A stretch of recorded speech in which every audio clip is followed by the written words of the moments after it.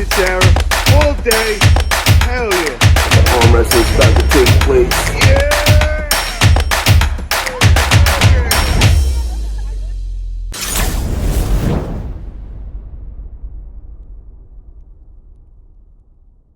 Dedicated, supremely dedicated situation.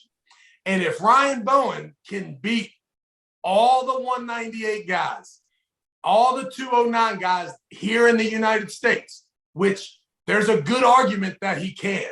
Now, I'm not saying it's an absolute, but if he can, there's only one guy that is in the United States that can also do that, and that guy is Todd Hutchings. So if we just compare Ryan Bowen to Todd Hutchings, there is a way to come up with that Ryan's the best option in the United States besides Todd Hutchings. You can put your argument up there that you still want to see him pull Rob Bagent. No problem. We're going to see that perhaps. But there's still a good argument, right? And even if you are comparing him with Rob Bagent has wins over Todd Hutchings. And then we tie all that together and we see Lachlan just kill Ryan. Kills him. We also are looking at pictures of Lachlan and he's getting accused of the photos being photoshopped. That's all you can ask for as an arm wrestler, is that you send a photo and people accuse you of photoshopping that photo. So I don't know if the thing is photoshopped or not. All I can tell you is Lachlan looks like a brick shithouse right now. And I'm going to tell you right now, from doing my interview the other night, there is no Photoshop. I watched him live. Oh, my God. The kid is jacked. He is ready. He's put in the work. No doubt. So you take a little bit of personal problems. And let me tell you something about personal problems, man. They're strange, right? Like I always tell people all the time, the reason you're fighting matters. If I slap your kid at the playground, I've got a different human being coming to my house than if, you know, there's just a casual something said to the coach in reference that you're being too loud on the sideline. You know, the reason that they have their personal problem, whatever it is, we don't know how personal it was to Lachlan Adair. But I'm hoping it was so motherfucking personal that he is the greatest he's ever been. And after he gets to that great point, I hope he does 10 more sets, because the person that he's arm wrestling is the baddest dude in the United States of America. I agree with you. Right now, Todd Hutchings is our best asset on U.S. soil. He's got it all.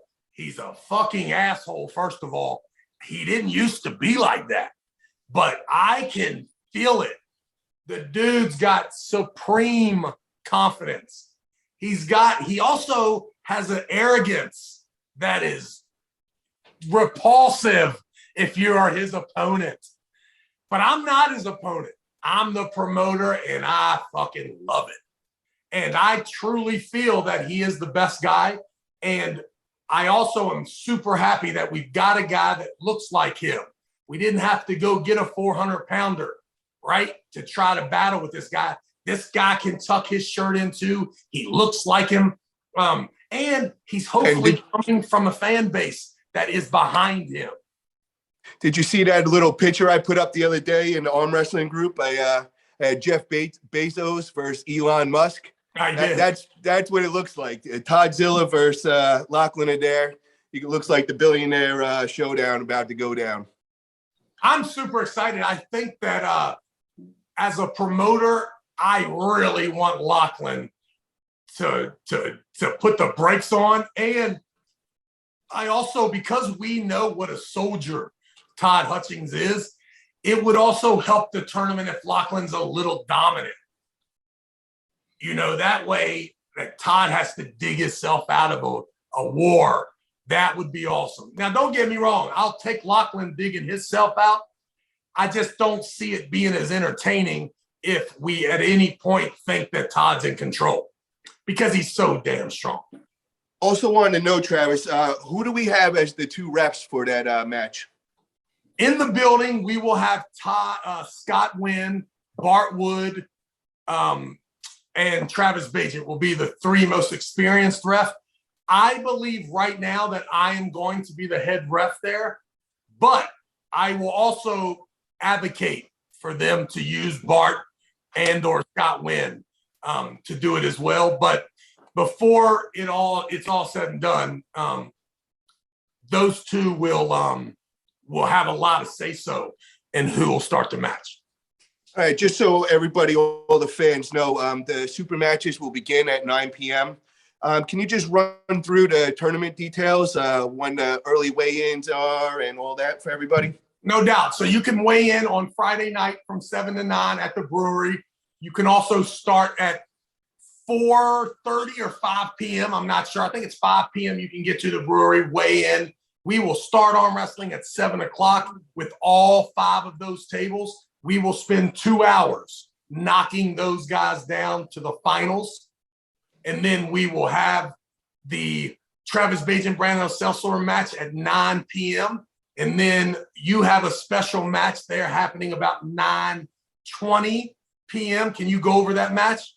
Yeah, we have Robert Kelly, and he's going to be going against Damon Ransom. This is 2 amateurs that they had a match before, and it's just trending all over the community. Everybody was talking about it. I seen it in the arm wrestling group, and it was a couple of 100 comments under this going back and forth. And both guys were planning on coming to a tournament to pull in it, and they wanted to pull each other. So I said, you know what? Let's give these guys a spotlight. Let's let them get on the pay-per-view card.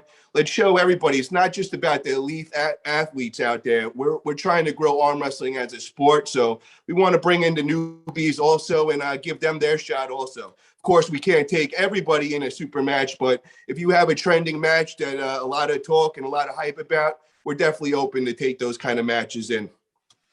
And I'll tell you the truth too. What we as a promoter too, like we need and want pay-per-view views and buys. So we are going to start that thing off and everyone's going to see that we are going to make it hard for you not to buy it. So that's the strategy. The strategy will be for me and Brandon to kick it off, for us to get all the hackers out of the way, and then give me enough time to either, stop being so happy over me railroading this chump, or licking my wounds if I take an ass whipping, giving me enough time to gather myself so that I can, if needed, be the head referee for the finals match. But we're just hoping that as the hour goes, the viewers realize that the best view and the best commentary, they can get it from the live feed. The $4.95 is not asking too much. We just need you to go to Pound for Pound, click the subscribe button, follow the instructions on how to purchase the pay-per-view, and then just give us a shot. We're trying just like everyone else is. We understand that arm wrestlers are skeptic when it comes to supporting different groups. So if you're a hater, by all means, wait for the hack version. If you're a good guy that wants to see arm wrestling and people who know how to throw good arm wrestling events, if you want to see us run other ones, then hey, we need some participation.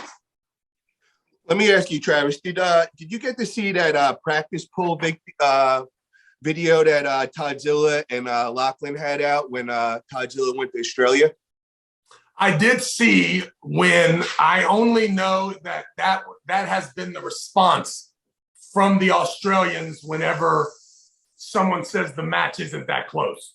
And I have heard, and I do believe that whatever took place in that practice is the reason that Ryan, Bowen, and Lachlan have some confidence about actually participating against Todd in the tournament. What did you take from it? I took that it's practice and that it means absolutely nothing at all. Yeah, okay. Now, what also, if Lachlan does pull off this big underdog win and comes the man, what would you like to see his next opponent be? Who?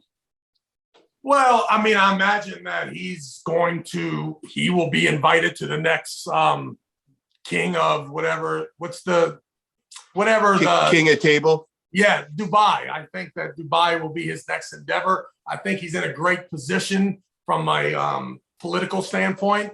Ryan has a lot of momentum, and I think that nothing would help Ryan more than for Lachlan to be that type of an athlete. I believe it would help all Australia arm wrestlers in general if Lachlan gets this win, because now everybody's going to have to recognize them on the world stage. And I think it would be huge for arm wrestling altogether in Australia. Yeah, any person that weighs the same as Toddzilla and can win is a remarkable person. Like there's a small list of those people walking. Well, here we go. I got a couple other questions that came in from a couple of names in our community, and I just wanted to run them by you. One of them would be one of your favorite guys out there is Tom Nelson from North California. And he wanted to know, his question was, how much would it take for you to pull Dennis Saplenkoff? And if however much it would be, he would be down to start a GoFundMe right away for that. Well, tell Tom that he's already started 15 GoFundMes every time he has to go to rehab, and he never can collect any money. So what? That's retarded. I would never, ever accept any money from Tom Nelson's GoFundMe, okay? Second of all, Dennis Saplenkoff and Travis Bagent, the last person that we need to help us negotiate any monies or contract is a dumbass from Northern California named Tom Nelson. So if I get strong enough, those matches have already been presented to me 1,000 times. As soon as the finances are in order and we have opportunities to make big dollars, then Dennis Saplenkoff, that would be great. Yeah, I'm thinking it would be great to see you on King of Table 4 on the undercard between Levon and Devin. I'd love to see you left hand versus Dennis Saplenkoff. Whoa, bro. Please rewind that. Don't ever tell me I'm on the undercard. Are you kidding me? No, I'm not on the undercard. I'm sorry, Trey. It's just, you've been sitting on the couch for the last 2 years eating Twinkies. So, I wasn't going to give you the full spotlight of the world yet. Here's what I'm going to do. I'm going to wait for Devin and Michael to make that King of Table prosperous. And then I'm going to sneak in like they're Chuck Liddell, and they think he's getting big money for UFC, but he's only making $1 million. Then I'm going to roll in and Conor McGregor that ass about King of the Table 7. Nice. I like that plan. So we have another question from Tom Nelson. I think you're going to like this one. Are you shitting me? No, this is a really good one. I really like this one. That's why I'm bringing this one up. We can't give Tom 2 questions. Listen to this one. So you beat all these guys right hand. Vovoda for WAF, for Zinc for WWC, Chafee for WAL, Pushkar for Zloty Cup overall, and Devin for PAL in England. Who out of that list was your biggest win?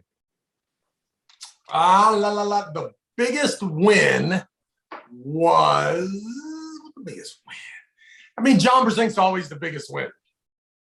So yeah, that was huge. I mean, the Richard Lupke's match is the match that everyone stand up. Is that stand up? So even though Richard and I weren't the 2 best arm wrestlers in the world, probably at that moment, that to me, that's probably the best arm wrestling clip that I have. Yeah, and then there's that one was amazing. That was exciting to watch. That one. It was good. And then the last question from our buddy Tom. Hey, Nelson. also too, I appreciate Tom putting that list together, man. That's one thing about Tom. Good guy.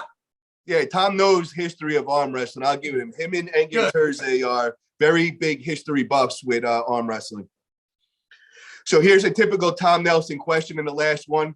How's your neck after Game of Arms 2? How was your neck after Game of Arms 2? It was great. Tell him that if me and my family jumped him in West Virginia, he'd still be buried here.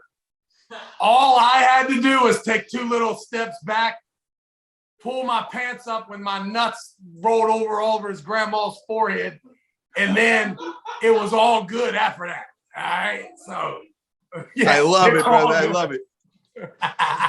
Yeah. What if I get this mom? What if this mom right here goes out? There's the studs themselves, the Bagent crowd. Motherfucking, they don't. You see that boy's tatted too. One of them's tatted. Looking badass. So we have another question from Pradeep Singh, who's Arm Wrestling News. This guy is just amazing for arm wrestling. The Indian guy? Yeah, he keeps everybody up to date in the community. I like that guy. Great guy. So he has a question for you. Let me read it from you. Travis, I don't know how much prep it took to run over Georgie Testova. I'm sorry about how I butchered the last name. Right, in excuse me. What did you say his last name was? Teskakov. That is not accurate. Okay, well, I have no idea how to say that. But you look like a beast, and Georgie became a world champion in 2021. The question is, why are you competing on January 8th? Is it to increase the pay-per-view sales or to check whether you could still crack Cody and other top guys? Yes.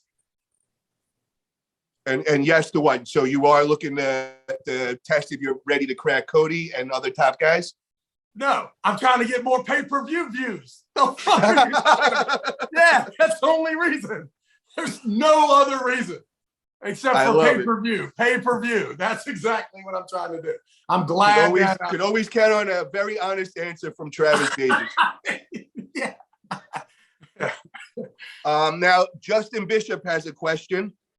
He wants to know, how come you haven't been pulling any of the top guys the last 2 years? Because I didn't think there was any money, and I have been just so into football.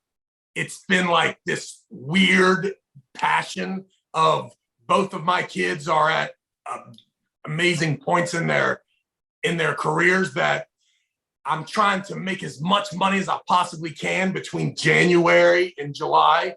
And then as soon as August 1st starts, I'm done until Christmas. And it's just for the last 4 years, football seasons just absolutely consumed my life. And then not participating in arm wrestling while football is happening usually puts me in a behind the 8 ball during when football's not happening, trying to get ready. And the fact that I didn't, before the King of the Table, everyone was kind of locked. You were either with the WAL or you weren't. And that kind of affected, I think, a lot. And then the one time that I got a little bit of money offered was the Moldova events, and it was worth enough money to get going. So, I mean, I don't think that there were a whole lot of tournaments to pull top guys. I think then there were just matches to be set up. And I think if I'm not setting the matches up, I don't know where the profit is. That's it.